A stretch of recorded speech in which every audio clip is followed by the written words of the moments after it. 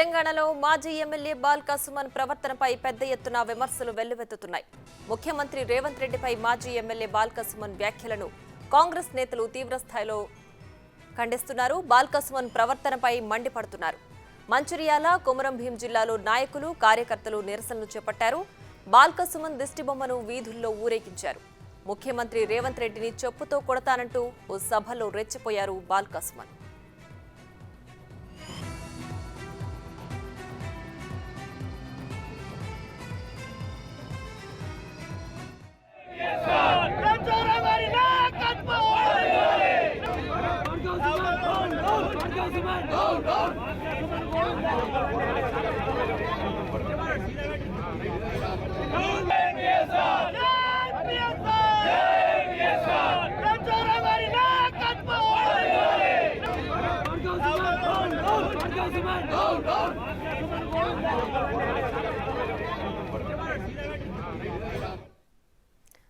ఇదే అంశానికి సంబంధించి మరింత సమాచారం మా ప్రతినిధి అంజయ్య ఫోన్ లైన్ లో అందించడానికి సిద్ధంగా ఉన్నారు. అంజయ్య, చెప్పండి, బాల్కా సుమన్ తీవ్రమైన వ్యాఖ్యలు చేశారు. అయితే కాంగ్రెస్ ప్రతినిధులు కూడా వీటిని ఖండిస్తున్నారు. దీనికి సంబంధించి పూర్తి డీటెయిల్స్ ఏంటి?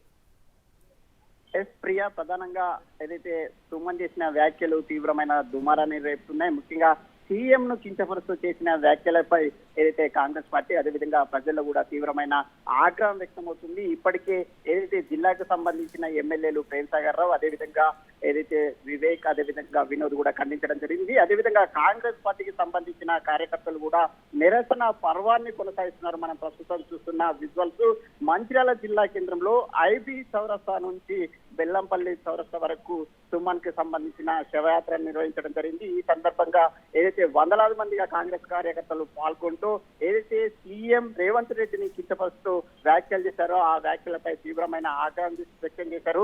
ఎట్టి పరిస్థితుల్లో ఆ వ్యాఖ్యలకు క్షమాపణ చెప్పాలని డిమాండ్ చేశారు. ఈ సందర్భంగా సుమన్ ను ఏదైతే ఆ దిష్టి బొమ్మను చెప్పులతో కొడుతూ ఏదైతే తీవ్రమైన నిరసన వ్యక్తం చేశారు.